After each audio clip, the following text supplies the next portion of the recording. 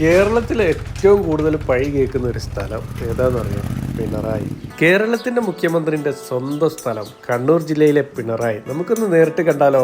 കാണാം തീരം തേടി പോകാം, കാറ്റിൻ മൂളിപ്പാട്ടും കേൾക്കാം, മഞ്ഞു പെയ്യും